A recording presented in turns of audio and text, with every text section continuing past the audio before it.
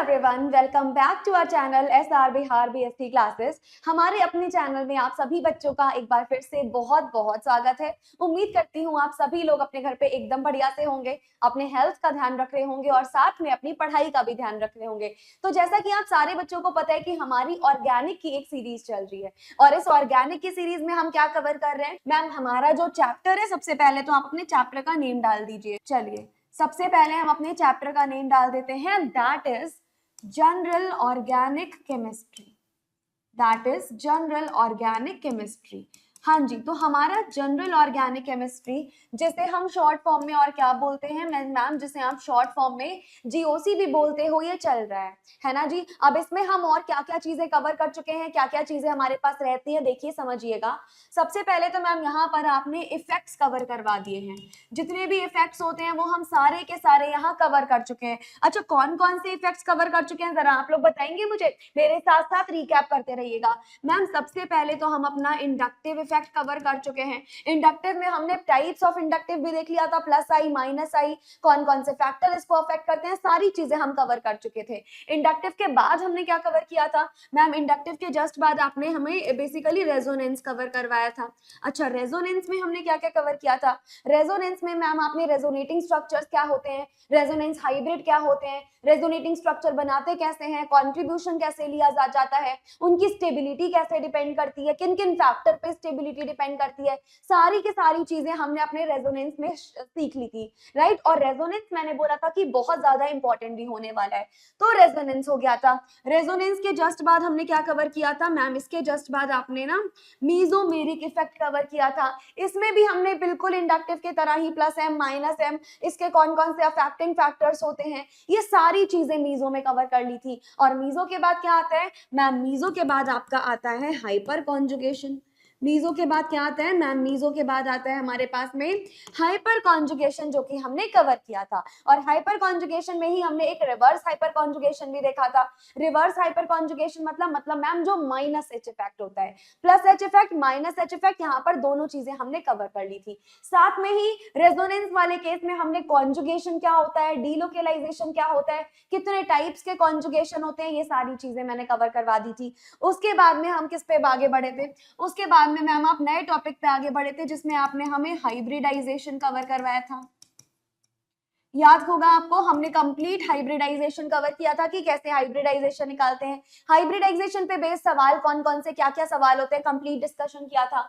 उसके बाद हमने क्या किया था मैम, हाइब्रिडाइजेशन के बाद आपने एरोमेटिसिटी भी कवर करवा दी थी। हमने क्या किया था मैम, आपने एरोमेटिसिटी भी कवर करवा दी थी। एरोमेटिसिटी में और हाइब्रिडाइजेशन के कॉन्सेप्ट में दोनों में बेटा मैंने आपको कुछ कुछ टेबल्स बना के दिए थे, और वो जो दो टेबल बना के दिए थे मैंने आप सबसे बोला था कि वो दो टेबल अपनी कॉपी में बना लेना, या तो उनका प्रिंट आउट निकलवा लेना, क्योंकि वो बहुत ज्यादा इंपॉर्टेंट है। अगर आप अपने एग्जाम में डायरेक्ट कॉपी पे बना के आओगे तो ट्रस्ट मी बहुत ज्यादा मार्क्स आपको बिल्कुल नहीं कटेंगे, एंड बहुत अच्छे मार्क्स आपको रिसीव होने वाले हैं, मिलने वाले हैं एज एन। चलिए, हाइब्रिडाइजेशन देख लिया, एरोमेटिसिटी देख लिया था, और क्या कवर किया था मैम, आपने बॉन्ड पैरामीटर्स भी कवर किए थे। और हमने क्या कवर किया था मैम, आपने बॉन्ड पैरामीटर्स भी कवर किए थे। अच्छा, कौन कौन से बॉन्ड पैरामीटर करे थे जरा बताएंगे? बिल्कुल, हमने कवर किया था ma'am bond energy. Like bond energy क्या होता है, अच्छा इसी बॉन्ड एनर्जी का दूसरा नाम क्या था मैम, इसी का दूसरा नाम था बॉन्ड डिसोसिएशन एनर्जी। यहाँ पर एग्जाम्पल क्या लिया था मैम, हमारे दोस्ती कितनी गहरी है, हमारी अंडरस्टैंडिंग कितनी अच्छी है। हमारी अंडरस्टैंडिंग जितनी अच्छी होगी उतना ही देर में हमारे दोस्त के साथ या हमारी फैमिली के साथ या बेसिकली हमारे लव्ड वंस के साथ में रिलेशन कम टूटेगा, राइट। तो बॉन्ड डिसोसिएशन एनर्जी के बाद में हमने क्या देखा था मैम, आपने बॉन्ड लेंथ देखी थी, बॉन्ड लेंथ देखा था, बॉन्ड एनर्जी देखा था, और क्या देखा था मैम, और आपने बॉन्ड स्ट्रेंथ भी देखा था, है ना जी। यही सारी चीजें तो देखी थी ना हम लोगों ने। नहीं, बॉन्ड स्ट्रेंथ नहीं, आई गेस बॉन्ड एंगल देखा था। क्या देखा था हमने, बॉन्ड एंगल देखा था। तो बेसिकली ये तीनों फैक्टर्स हमने बॉन्ड पैरामीटर में कवर कर लिए थे, और ये तीनों के तीनों फैक्टर बहुत इंपॉर्टेंट है। यहाँ से शॉर्ट नोट्स पूछा जा सकता है, या तो लॉन्ग में भी एक सवाल पूछा जा सकता है, ये तीनों एक बार में पूछ ले, या तो ज्यादातर चांसेस है कि यहाँ से शॉर्ट नोट्स बनता है, राइट। तो बॉन्ड पैरामीटर्स में bond energy, bond length, bond angle, ये सब कुछ हम कवर कर चुके थे। और ऐसा समझो बेटा, अगर आपको इतना आता है तो आपको 60% जीओसी कवर हो गई है आपकी। इतना आ गया मतलब 60% जीओसी बेटा आपकी कवर हो चुकी है, जिसमें सब कुछ बेसिक हमने कवर कर लिया। हमने अपने चारों effects, hybridization, aromaticity, bond parameter, सारी चीजें ऑलरेडी कवर कर ली हैं।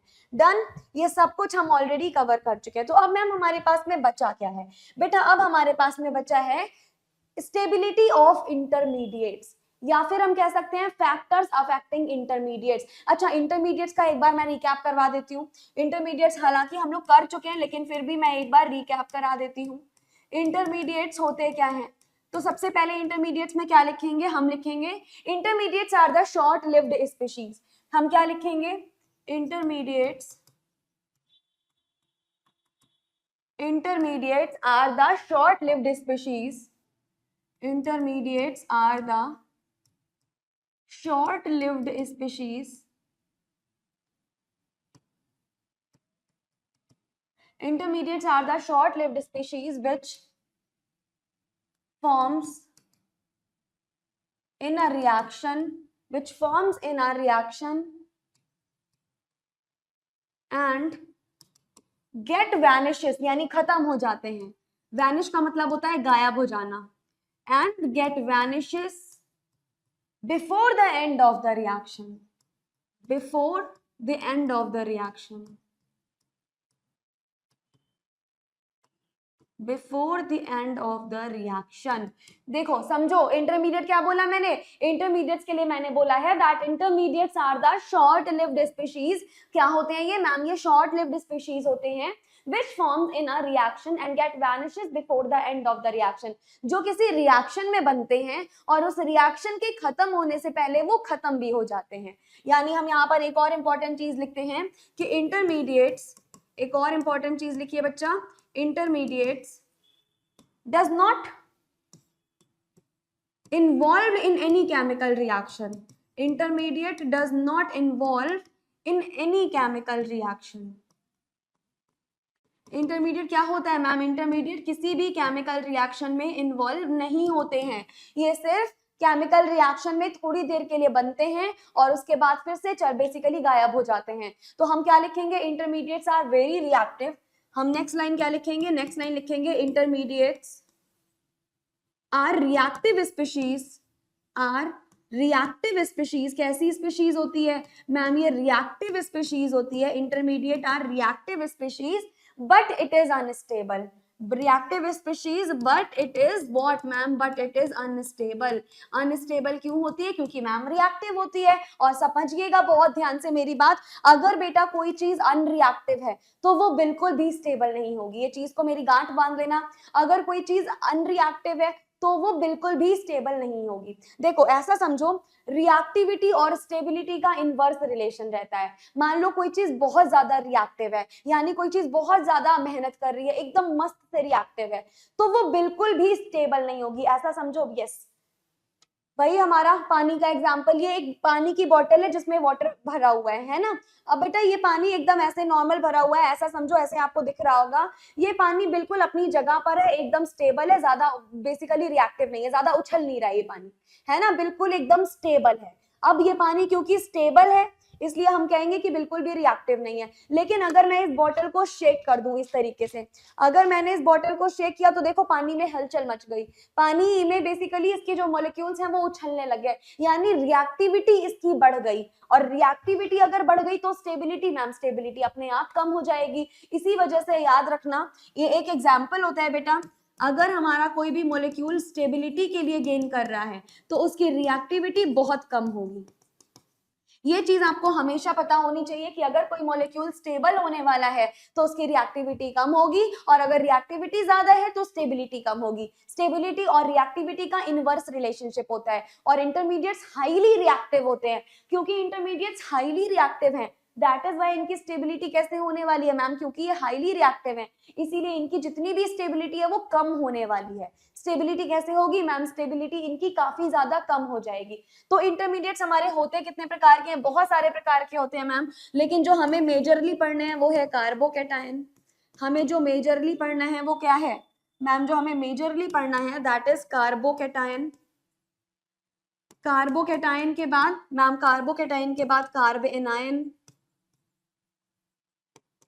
कार्बेनाइन के बाद मैम, कार्बेनाइन के बाद फ्री रेडिकल, कार्बेनाइन के बाद कौन हो जाएगा मैम, कार्बेनाइन के बाद हो जाएगा फ्री रेडिकल, और फ्री रेडिकल के बाद मैम मेजरली तो हमें ये तीनों ही पढ़ने हैं, लेकिन बाद में अगर कहने को बताया जाए तो देखो हमारे पास नाइट्रीन, कार्बीन, बेंजाइन, ये सारे के सारे भी इंटरमीडिएट होते हैं, लेकिन हमें यहाँ जो मेनली पढ़ने हैं वो ये तीन है, कार्बोकेटाइन, कार्बेनाइन एंड फ्री रेडिकल।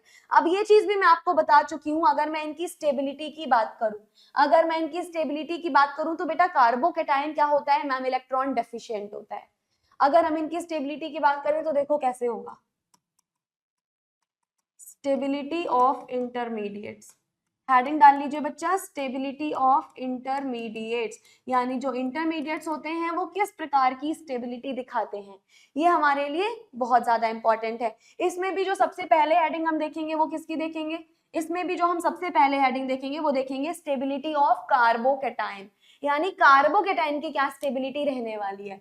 तो पहली हेडिंग क्या होने वाली है मैम, पहली हेडिंग होने वाली है स्टेबिलिटी ऑफ कार्बोकेटाइन, यानी हमारे पास कार्बोकेटाइन की स्टेबिलिटी कैसे रहने वाली है, सबसे पहले तो मैम आप हमें ये बता दीजिए। ठीक है जी, चलो इस पे हम डिस्कशन करना शुरू करते हैं।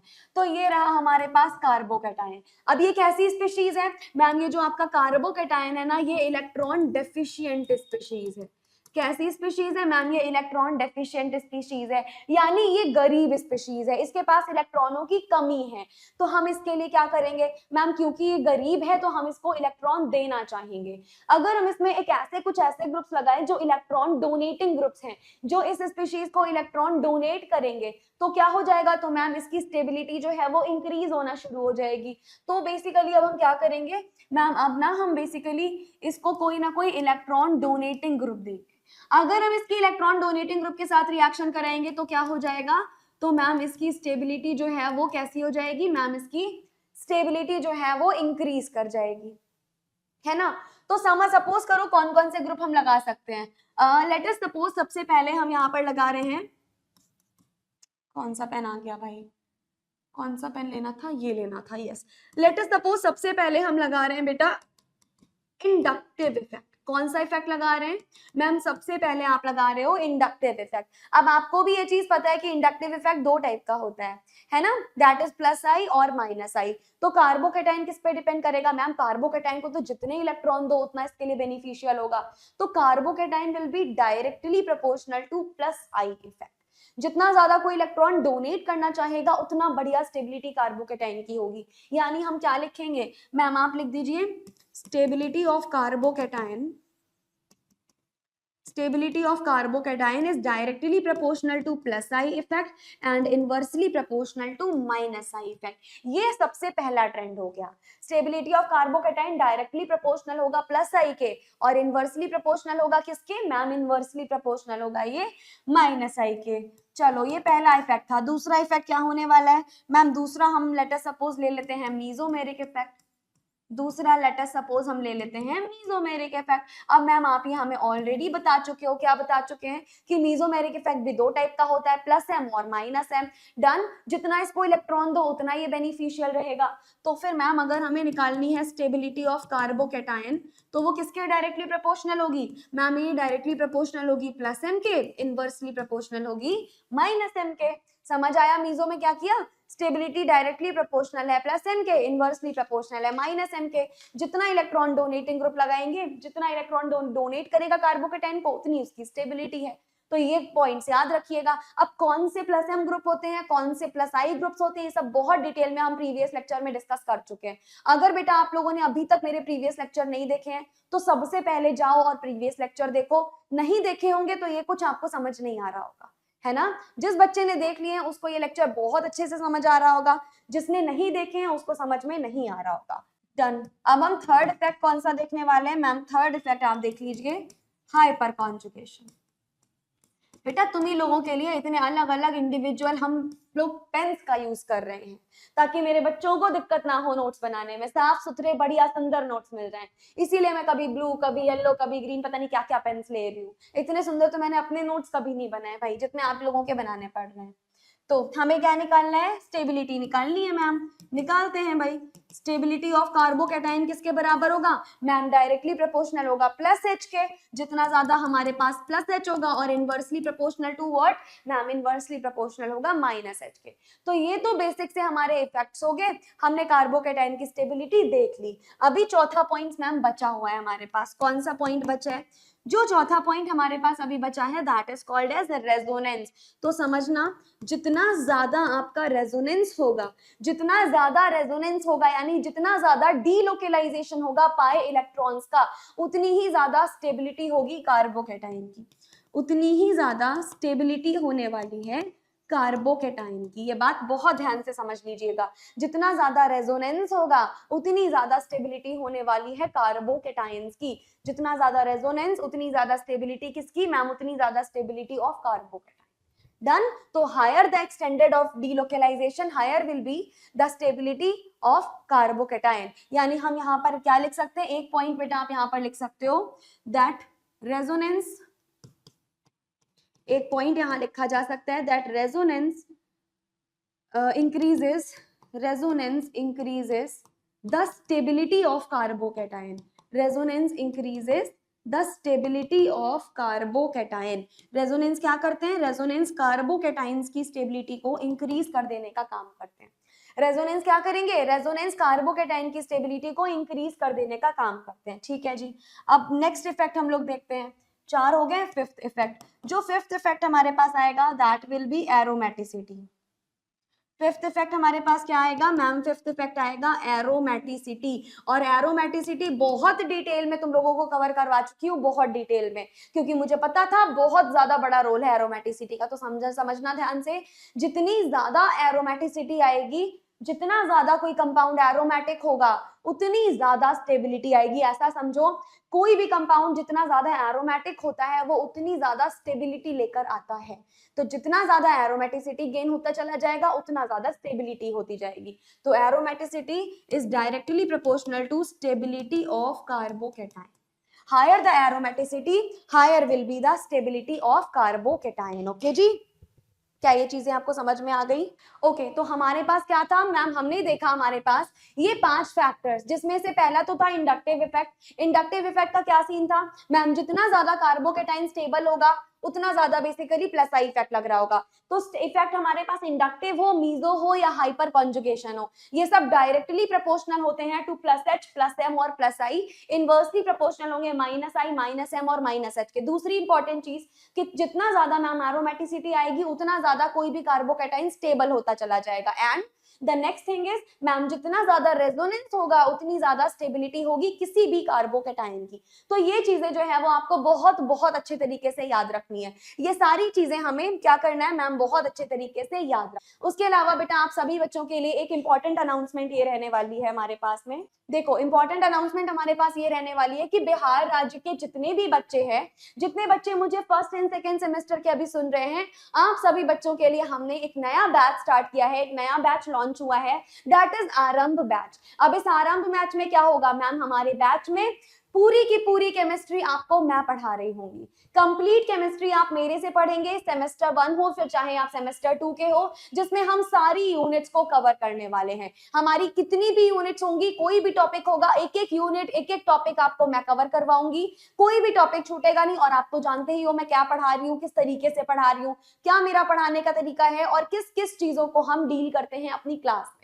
तो अगर आपको पढ़ना अच्छा लगता है मेरे से, अगर आपको मेरा पढ़ाया हुआ समझ आ रहा है और अगर आप आगे कंप्लीट कोर्स परचेज करना चाहते हो तो बेटा आप ये कोर्स अभी परचेज कर सकते हो। इसके साथ हम कॉम्प्लीमेंट्री आपको क्या क्या प्रोवाइड करेंगे मैम, माइनर कोर्स भी हम प्रोवाइड करेंगे। यानी अगर किसी बच्चे ने एज अ माइनर अगर बॉटनी, जूलॉजी या फिर फिजिक्स लिया हुआ है तो वो भी आपको बिल्कुल फ्री ऑफ कॉस्ट अवेलेबल करवा दिया जाएगा। सारी क्लासेस रिकॉर्डेड फॉर्म में आपको मिलेंगी, चाहे आपने बॉटनी लिया हो, जूलॉजी लिया हो या फिर फिजिक्स लिया हो। ये सारा कुछ मिल रहा है आपको मात्र 999 के बम्पर प्राइस में।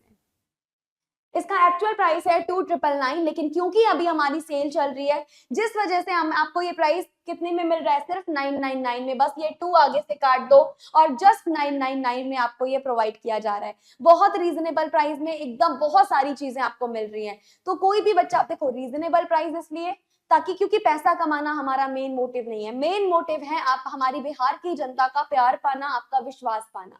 तो बेटा आप अपना विश्वास करिए, विश्वास, प्यार, अपना सपोर्ट हमारे साथ दीजिए, हम पे बनाए रखिए, और हमारे यूट्यूब के लेक्चर्स तो आपको प्रोवाइड करते ही रहेंगे हम लोग, जहां पर हम अपनी एग्जाम बूस्टर सीरीज लेकर आएंगे, इंपॉर्टेंट क्वेश्चंस लेकर आएंगे, ये सारी चीजें आपको अवेलेबल करवाई जाएंगी। तो अगर आपको कोर्स परचेज करना है तो जितना जल्दी हो सके कोर्स परचेज करिए, क्योंकि ये ऑफर एक लिमिटेड टाइम के लिए ही है, इसीलिए जितना जल्दी हो सके कोर्स परचेज करिए। अपने क्लासमेट्स, अपने दोस्तों को भी इस कोर्स के बारे में बताइए, एज वेल एज अगर आपको कोई भी डाउट है, कोई भी समस्या है, कोई परेशानी है, तो आप हमारी हेल्पलाइन नंबर पर कॉल कर सकते हैं, दैट इज 7268073598। आप इस पर कॉल कर लीजिएगा, हमारी टीम आपको कंप्लीट इंफॉर्मेशन प्रोवाइड करवा देगी। इसके अलावा आप हमारे टेलीग्राम चैनल से भी ज्वाइन कर सकते हैं, अगर आप टेलीग्राम पर भी मैसेज करते हो तो तुरंत आपकी क्वायरी रिजॉल्व करने की कोशिश की जाएगी। तो जितना जल्दी हो सके आप हमारा बैच जरूर परचेज करें, अगर आप इंटरेस्टेड हैं तो। डन।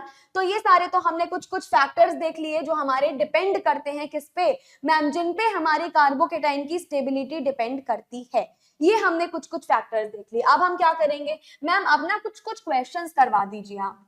अब क्या करवाएंगे मैम आप, अब हम ना कुछ कुछ क्वेश्चंस कर लेते हैं ताकि हमें पता चले कि हमारा लेवल कैसा रहने वाला है, जो एग्जाम में सवाल आने वाले हैं उन सवाल का लेवल कैसा रहने वाला है।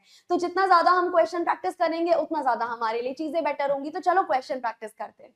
हमें कुछ कुछ कंपाउंड्स दे रखे हैं, देखो क्या क्या कंपाउंड्स हैं। सपोज हमें दे रखा है CH2 पॉजिटिव के साथ डायरेक्टली अटैच NH2, जिसपे हमारा एक लोन पेयर है, अभी कार्बोकेटाइन है, ये वाला ग्रुप लगा हुआ है। सिमिलरली हमें दे रखा है CH2 और यहाँ पर एक ग्रुप दे रखा है OH।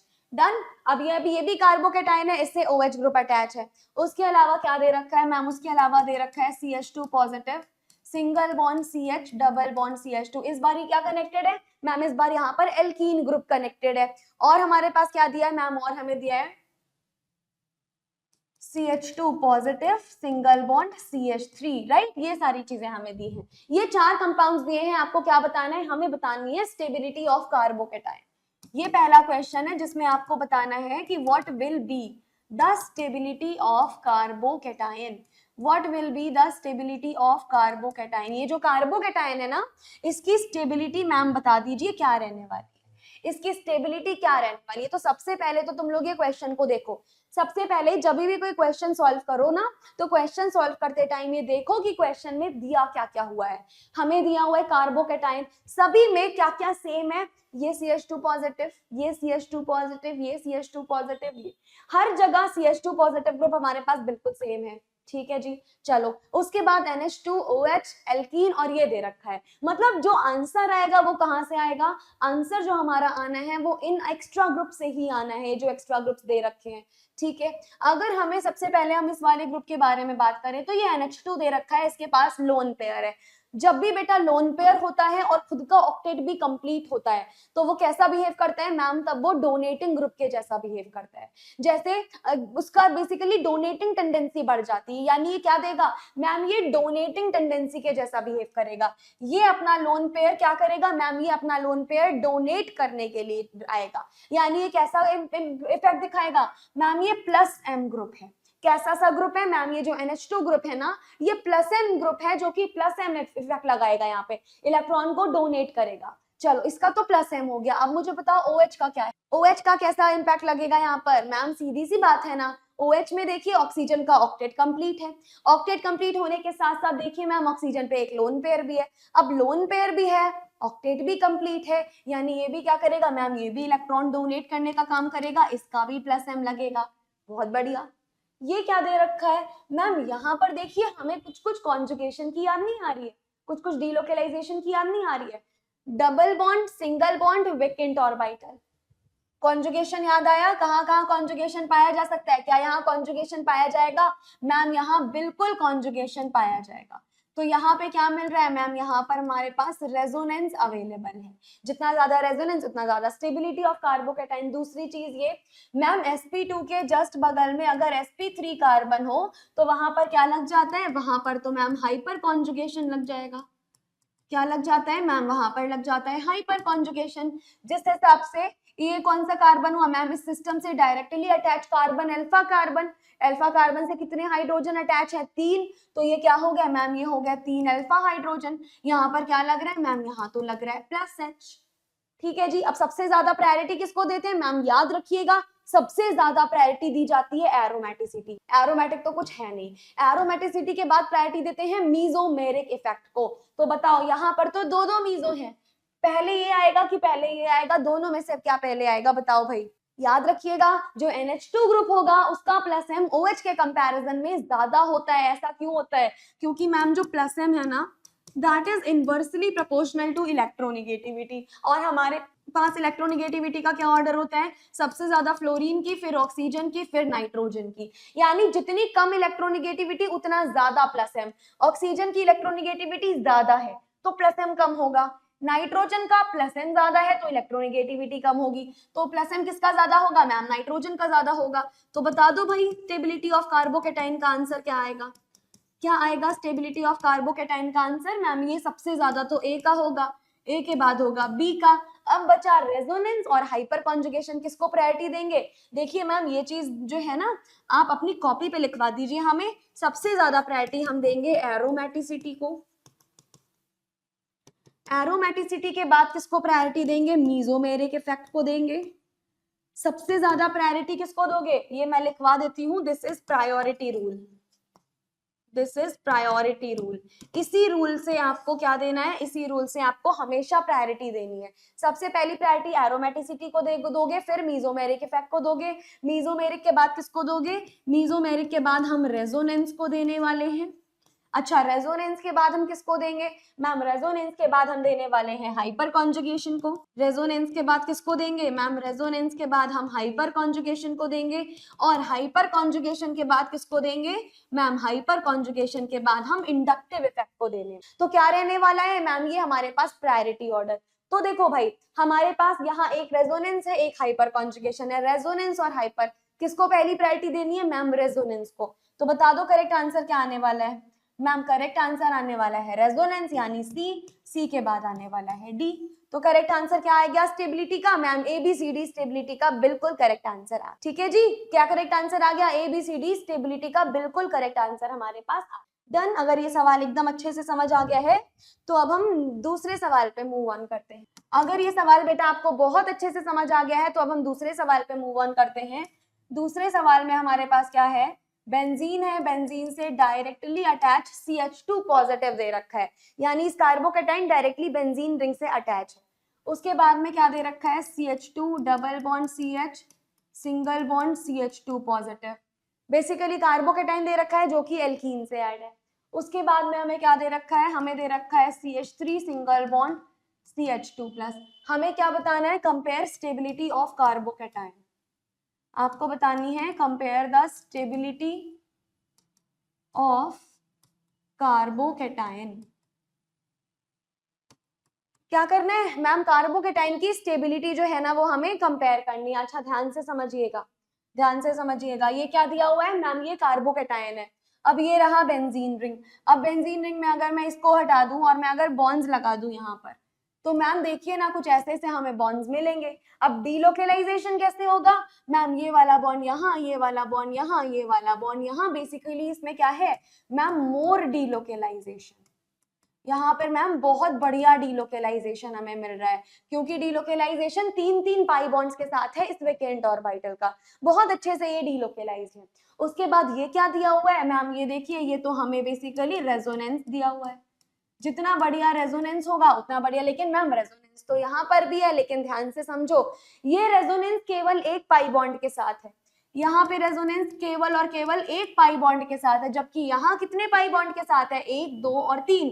यहाँ रेजोनेंस आपका 3 पाई बॉन्ड के साथ है। तो कहाँ ज्यादा रेजोनेंस होता है मैम, ऑब्वियस सी बात है जो 3 पाई बॉन्ड के साथ आएगा वहां रेजोनेंस ज्यादा होगा एज कंपेयर टू जो 1 पाई बॉन्ड के साथ आएगा। तो समझे बात, यहाँ 3 पाई बॉन्ड के साथ आ रहा था तो यहाँ रेजोनेंस ज्यादा था, जबकि ये सिर्फ 1 पाई बॉन्ड के साथ था तो यहाँ रेजोनेंस काफी कम था। अगर इस वाले केस में देखो बेटा तो ये तो वही हाइपर कॉन्जुगेशन वाला केस आ गया, sp2 के जस्ट बगल में sp3 जिसमें 3 अल्फा हाइड्रोजन है, तो ये वाला क्या केस आ गया, ये तो मैम सिर्फ हाइपर कॉन्जुगेशन है। है ना जी, ये तो सिर्फ हाइपर कॉन्जुगेशन है। तो हमसे पूछा था स्टेबिलिटी, यानी स्टेबिलिटी क्या होने वाली है, बता दो बेटा। What will be the stability of carbocation. हम सबसे ज्यादा रेजोनेंस को प्रायोरिटी देते हैं कि हाइपर कॉन्जुगेशन को। मैम अभी पीछे आपने बताया सबसे ज्यादा प्रायोरिटी हम रेजोनेंस को देते हैं, और रेजोनेंस के बाद हाइपर कॉन्जुगेशन को देते हैं। सबसे ज्यादा प्रायोरिटी रेजोनेंस को देते हैं, तो ये भी रेजोनेंस है, ये भी हम प्रायोरिटी देंगे 3 पाई बॉन्ड वाले रेजोनेंस को। यानी सबसे ज्यादा प्रायोरिटी मैम ए होगा, ए के बाद होगा बी, और बी के बाद होगा सी। भाई इसमें भी करेक्ट आंसर क्या आ गया, इसमें भी करेक्ट आंसर आपका ए बी सी आ गया, है ना जी। इसमें करेक्ट आंसर क्या आ गया मैम, इसका भी करेक्ट आंसर हमारे पास ए बी और सी जो है वो बिल्कुल यहाँ पर एकदम करेक्ट आंसर है। चलिए जी, बहुत बढ़िया। अब मैं आपको एक नोट लिखवा देती हूँ, और अब मैं जो नोट या सीधे सीधे कह दो एक्सेप्शन लिखवाने जा रही हूँ, ये एग्जाम में 100% आता ही आता है। अगर आपके एग्जाम में नहीं आया तो आपकी किस्मत खराब होगी भाई, मेरी कोई गलती नहीं है, लेकिन आता है। नोट लिख लो भाई। अगर एग्जाम में नहीं आया तो आगे चल के कोई भी कॉम्पिटेटिव एग्जाम दोगे, वहां आने के चांसेस बहुत हैं। ठीक है भाई, तो हमारे पास क्या है समझो, ये एक कार्बोकेटाइन है जिसके बगल में ये ग्रुप जुड़े हुए हैं। ये हमारे पास कार्बोकेटाइन है जिसके बगल में हमारे पास ये ग्रुप जुड़े हुए हैं, और दूसरा एक कंपाउंड दिया हुआ है जिसके ऊपर क्या लगा हुआ है मैम, जिसके ऊपर CH2 पॉजिटिव लगा है। अगर आपसे बोल दिया जाए कि बता दो इनमें से कौन से कार्बोकेटाइन की स्टेबिलिटी ज्यादा होगी, तो आप क्या बताओगे। अब देखने से तो हम ये बताएंगे, अब देखने से तो मैम हम इसको यही बताएंगे कि देखिए, अब ये वाला जो आपका है ना, अब यहाँ पर क्या दे रखा है मैम, यहाँ पर रेजोनेंस है, रेजोनेंस ऑफ 3 पाई बॉन्ड। यानी अगर मैं इसका आंसर लिखने को बोलूं आपसे, तो इसका आंसर क्या लिखोगे, जरा मैं मुझे इसका आंसर लिख के बताना। इसका आंसर हम लिखने वाले हैं in the compound B, in the compound B, B का मतलब समझ जाना ये वाला है, in the compound B there is a delocalization of carbocation, there is a delocalization, there is a delocalization of carbocation with 3 pi bonds। कितने pi bonds के साथ में मैम, 3 पाई बॉन्ड्स के साथ में, with 3 pi bonds. That means हम क्या कह सकते हैं, कैसे टेढ़ी सी लाइन जा रही है भाई, एकदम ऐसे, क्या ही राइटिंग है, क्या सोचोगे आप लोग मेरे बारे में, लेकिन उल्टा सीधा मत सोचना, है ना, आती है मुझे लिखना। ठीक है, तो देखो in the compound B there is a delocalization of carbocation with 3 pi bonds, है ना। तो हम क्या लिख सकते हैं, हम लिख सकते हैं that means that means resonance takes place, resonance takes place on the another hand, या on the other hand in compound A, on the other hand in compound A. भाई कंपाउंड ए में क्या हो रहा है ये बता दो मैम। देखिए कंपाउंड ए में जब आप देख रहे हो तो आपको क्या दे रखा है मैम, आपको एक कार्बोकेटाइन दे रखा है, यानी कैसा कार्बन दे रखा है ma'am, sp2 hybridised carbon atom दिया है। और हमने ये बात पता कर रखी है कि अगर कभी भी sp2 के बगल में sp3 कार्बन हमें मिला, कभी भी अगर sp2 के बगल में हमें sp3 कार्बन मिला, ये क्या दे रखा है मैम, sp2 के बगल में देखिए sp3 है, sp2 के बगल में sp3 है, sp2 के बगल में sp3 है।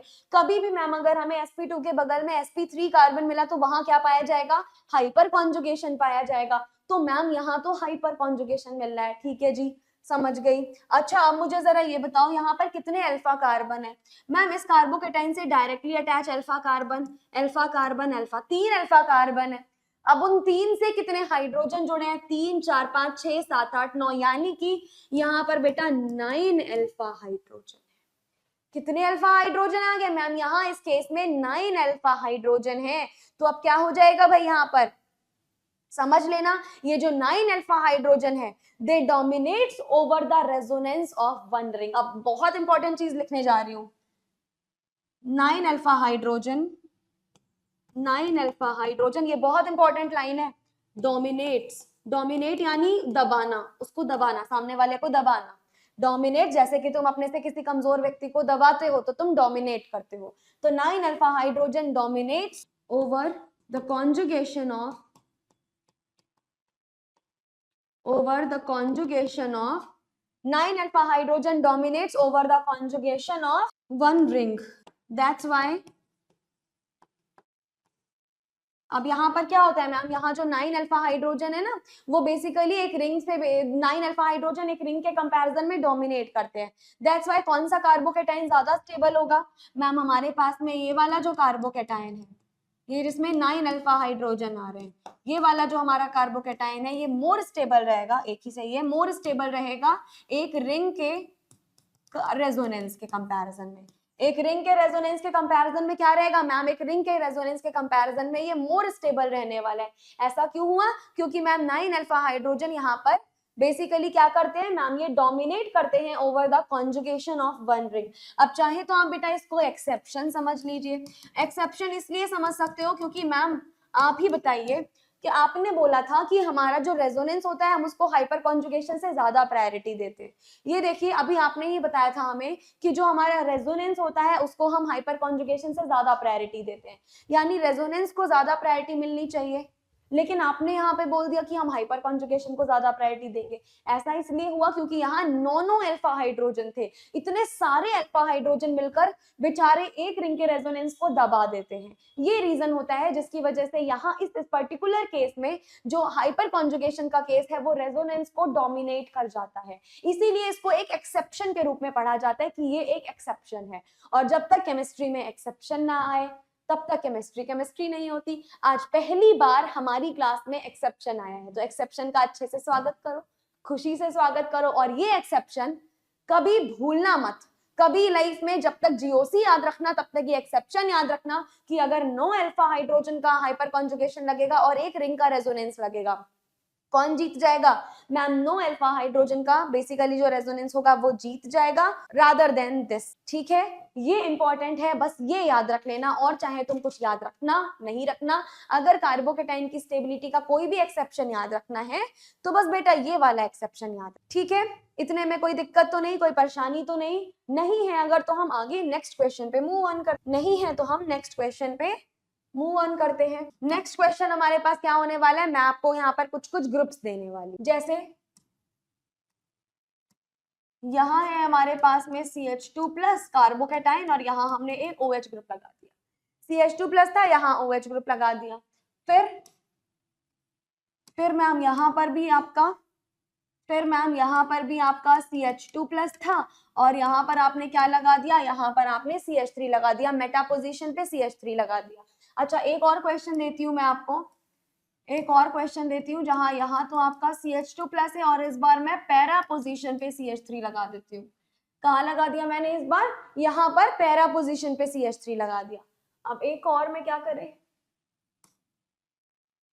एक और में वापस से तो CH2 प्लस बना ही लो, OH को लगा देते हैं मेटा पोजीशन पे, डन। हमने क्या किया, हमने मेटा पोजीशन पे OH लगा दिया। अच्छा एक और बात ध्यान से समझ लो, याद करो जो मैंने जब मीजो और हाइपर पढ़ाया था तो मैंने बताया था कि जो मीजो और हाइपर कॉन्जुगेशन इफेक्ट होते हैं वो केवल ऑर्थो एंड पैरा डायरेक्टिंग होते हैं, यानी वो केवल ऑर्थो पे ही लगते हैं और पैरा पे ही लगते हैं। कभी भी मेटा पोजीशन पे ना तो मीजोमेरिक इफेक्ट ऑपरेट होता है ना तो हाइपर कॉन्जुगेशन ऑपरेट होता है।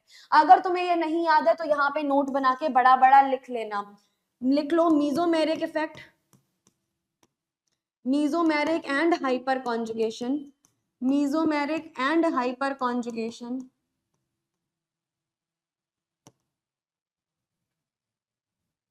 Are ortho para directing groups. कैसे ग्रुप होते हैं ma'am, they are ortho para directing groups, they never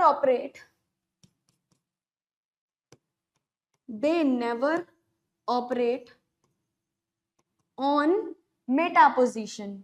कहां पर ऑपरेट नहीं होते, कभी भी ऑपरेट नहीं होते ऑन मेटा पोजीशन। ये बहुत ही इंपॉर्टेंट बात बता रही हूँ, बहुत ज्यादा इंपॉर्टेंट। जो बेटा हमारे पास मीजोमेरिक और हाइपर कॉन्जुगेशन होते हैं, अच्छा चाहे वो प्लस एम हो या माइनस एम हो, चाहे वो प्लस H हो या माइनस H हो, कैसा भी हो कोई सा भी हो, ये लोग क्या होंगे मैम, ये ऑर्थो और पैरा डायरेक्टिंग ग्रुप्स होते हैं, कभी भी बेसिकली ये मेटा पोजीशन पे ऑपरेट नहीं होंगे। ये बात हमेशा अपने दिमाग में बिठा के रखना। दूसरी इंपॉर्टेंट चीज, अगर आपके पास इंडक्टिव इफेक्ट आ जाता है, ये बात इंपॉर्टेंट है, रादर इंडक्टिव इफेक्ट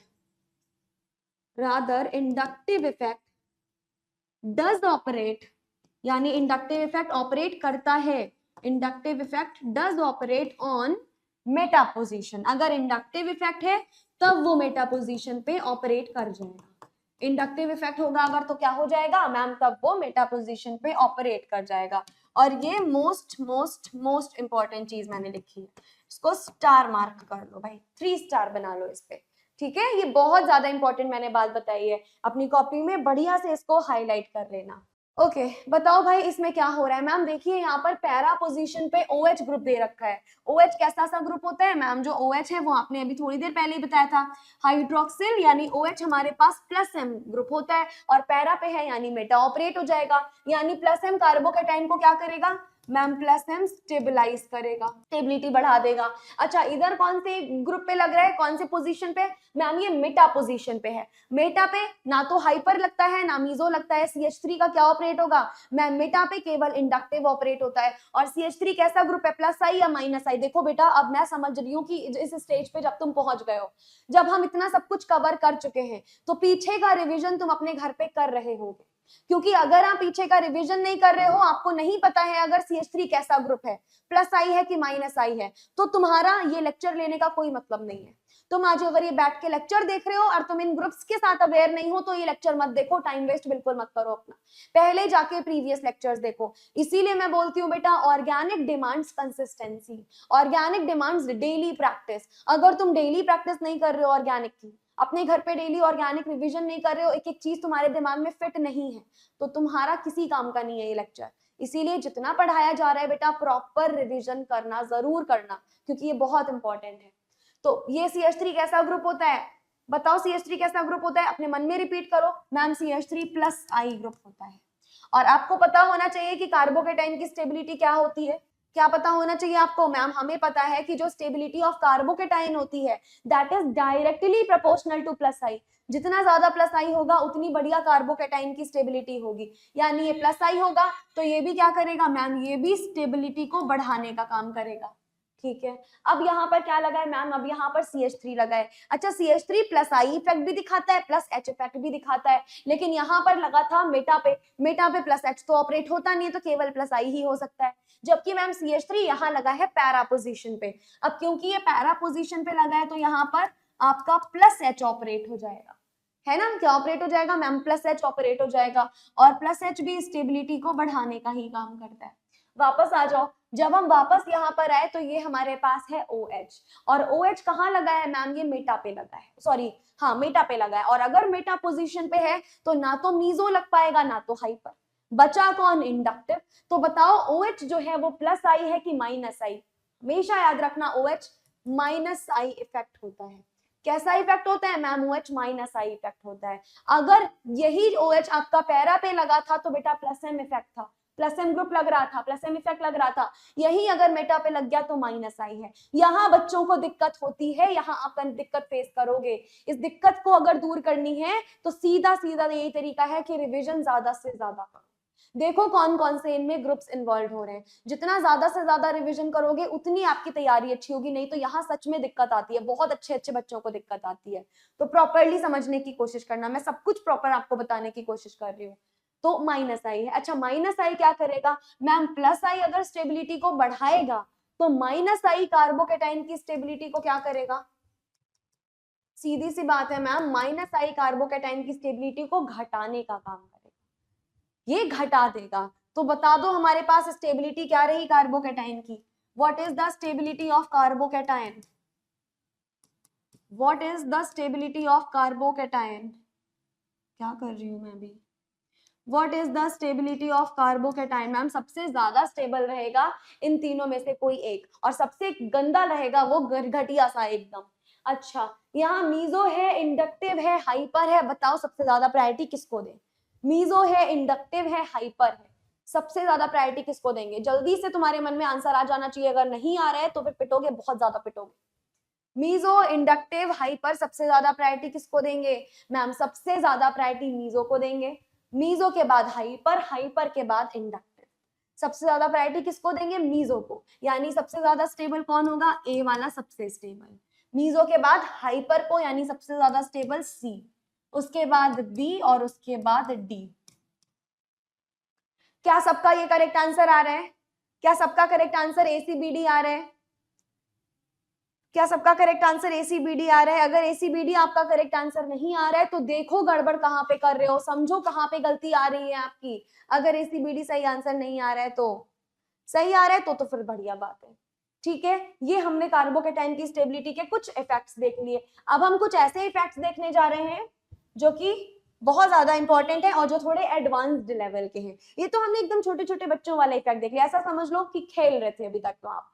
अब हम थोड़े एडवांस लेवल के इफेक्ट्स देखने जा रहे हैं। क्या देखेंगे? अब हम देखेंगे इफेक्ट ऑफ रिंग साइज। अब हम देखेंगे इफेक्ट ऑफ रिंग साइज, यानी जो मैम रिंग साइज होता है उस रिंग साइज का क्या इफेक्ट पड़ता है किसी भी कार्बोकेटाइन पे। यानी हमारी रिंग अगर छोटी बड़ी है तो कार्बोकेटाइन पे उसका कैसे इम्पैक्ट पड़ने वाला है, ये बता दीजिए जरा। तो हम देखने वाले हैं इफेक्ट ऑफ रिंग साइज। चलो सबसे पहले तो मैं आप लोगों के लिए रिंग्स बना देती हूँ।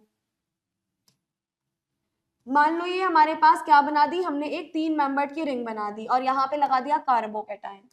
उसके बाद हमने क्या किया मैम, 4 मेंबर्ड की रिंग लगा दी, कार्बोकेटाइन लगा दिया। उसके बाद हमने एक 5 मेंबर्ड की रिंग लगा दी और कार्बोकेटाइन लगा दिया। उसके बाद हमने एक 6 मेंबर्ड की रिंग लगा दी और कार्बोकेटाइन लगा दिया। हमने ये क्या करा मैम, आपने ये रिंग जो है वो बेसिकली बना दी है। अच्छा, इनका बॉन्ड एंगल बेटा हमेशा याद रखना पड़ेगा आपको। ये जो 3 मेंबर्ड की छोटी सी रिंग होती है ना, इसका बॉन्ड एंगल होता है 60 डिग्री।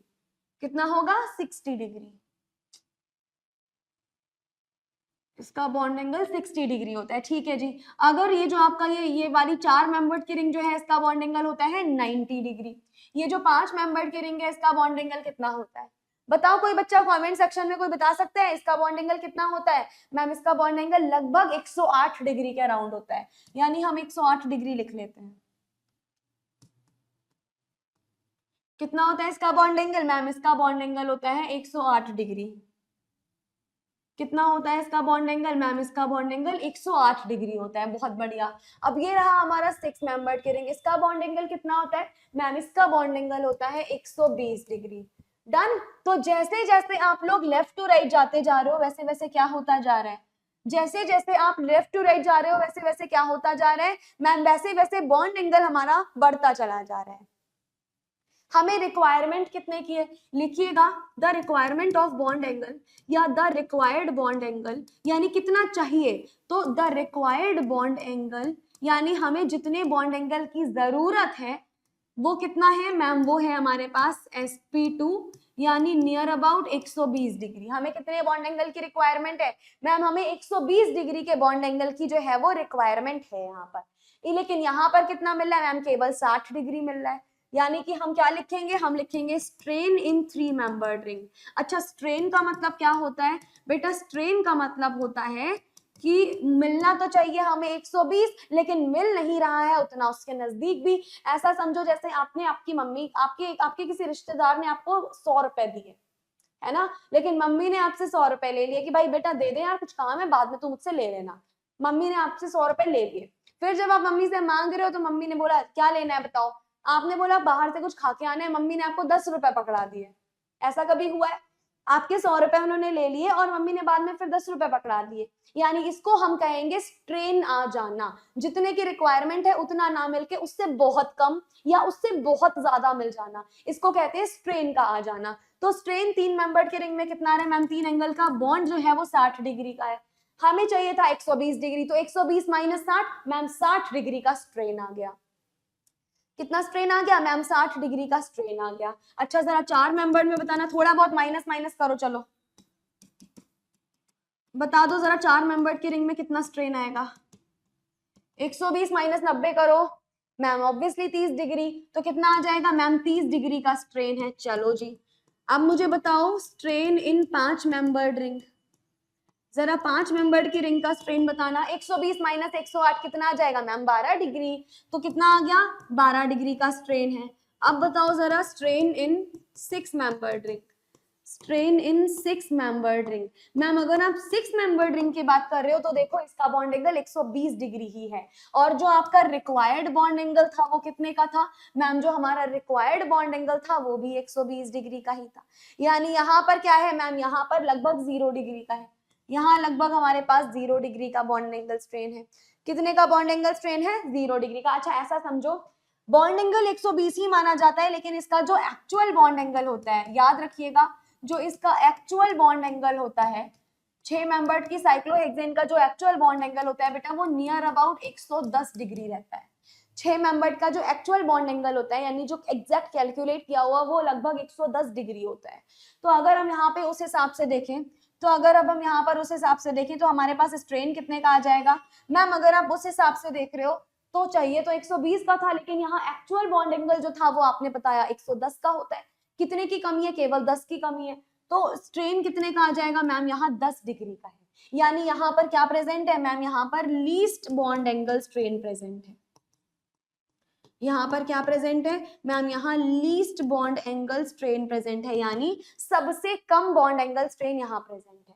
क्या प्रेजेंट है यहाँ मैम? यहाँ सबसे कम बॉन्ड एंगल स्ट्रेन प्रेजेंट है। और ये बात समझ लेना मेरी कि जो स्टेबिलिटी होती है बेटा, किसी भी कार्बोकेटाइन की जो स्टेबिलिटी होती है वो इनवर्सली प्रोपोर्शनल होती है to the bond angle strain. यानी जितना ज्यादा बॉन्ड एंगल स्ट्रेन आएगा स्टेबिलिटी उतनी कम आएगी। जितना ज्यादा स्ट्रेन, अब मान लो आपकी मम्मी ने 10 रुपए दिए, अब आप तो उससे खुश नहीं हो, आप क्या करोगे? आप चिल्लाओगे, आप रोगे, दो दो दो जिद करोगे, है ना? स्टेबल थोड़ी ना हो पाओगे। मम्मी आपको उतने के उतने दे देती तो आप स्टेबल हो जाते, है ना? तो जितना ज्यादा बॉन्ड एंगल स्ट्रेन आएगा स्टेबिलिटी उतनी कम होती चली जाएगी। तो बता दो भाई सबसे ज्यादा स्टेबल कौन होगा? अब क्या, अब तो सब कुछ आप बता देंगे, अब तो आप होशियार बच्चे हो, बता दो भाई फिर, बता दीजिए what is the stability of carbocation. जब तक एग्जाम्पल नहीं समझते हो तब तक आप लोग कुछ नहीं बताते। आपको समझने होते हैं एग्जाम्पल्स। सबसे ज्यादा स्टेबल कौन हो जाएगा मैम? सबसे ज्यादा स्टेबल बड़ी वाली रिंग हो जाएगी। यानी सबसे ज्यादा स्टेबल आपके पास में कार्बोकेटाइन के लिए सबसे 6 मेंबर्ड की रिंग, उसके बाद स्टेबल कौन होगा?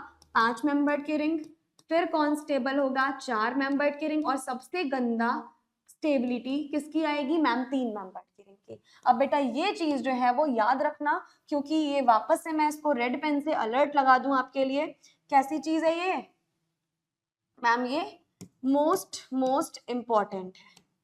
कैसा है ये? This is again most important. ये एक आपके लिए एग्जाम्पल है, याद रखना इसको। This is again very very very much important. ठीक है, बहुत ही ज्यादा इंपॉर्टेंट चीज हमने यहाँ पर डिस्कस करी। एक और चीज डिस्कस कर लेते हैं डांसिंग रेजोनेंस करके। एक और, सॉरी डांसिंग रेजोनेंस नहीं, पहले मैं आपको बताती हूँ ब्रेट्स रूल। पहले हम लोग डिस्कस कर लेते हैं ब्रेट्स। जरा बताना क्या हमने कभी ब्रेट्स रूल पढ़ा है कि नहीं पढ़ा है? मैं ऐसे ही बता देती हूँ आपको ब्रेट्स रूल क्या होता है। समझना ब्रेट्स रूल क्या होता है। मान लो हमने एक ब्रिज हेड कंपाउंड बनाया, ये आई थिंक मैं बता चुकी हूँ तुम लोगों को, याद भी नहीं आ रहा मुझे। मान लो हमने एक ब्रिज हेड कार्बन, अब बेसिकली हमने एक ऐसा कंपाउंड बनाया जो कि ब्रिज हेड है। अभी असल में होता क्या है, ये 6 मेंबर की आपकी रिंग ही है। देखो यहाँ जो हमने 6 मेंबर की रिंग बना रहे थे ना, ये जो हमने 6 मेंबर की रिंग बनाई थी ना, बिल्कुल बिल्कुल इसी तरीके की हमारी 6 मेंबर की रिंग है। बस करा क्या है, पैरा पोजीशन के जो 2 कार्बन थे उन दोनों को उठाकर हमने ब्रिज बना, ये वाला और ये वाला जो कार्बन था इन दोनों को उठाकर हमने ऊपर से ब्रिज बना दिया। जब हम ऐसा ब्रिज बना देते हैं तो इसको बोलते हैं ब्रिज हेड कार्बन।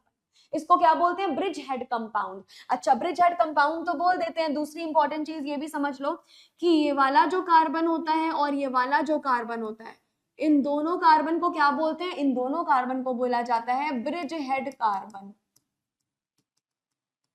इन दोनों कार्बन को क्या बोलते हैं मैम? इन दोनों कार्बन को आप बोल दोगे ब्रिज हेड कार्बन। और ये चीज इंपॉर्टेंट है, लिख लो, सुन लो, समझ लो, जो करना है कर लो। sp2 carbon at bridge head carbon, at bridge head carbon is highly unstable. कैसा होता है मैम? हाईली अनस्टेबल होता है।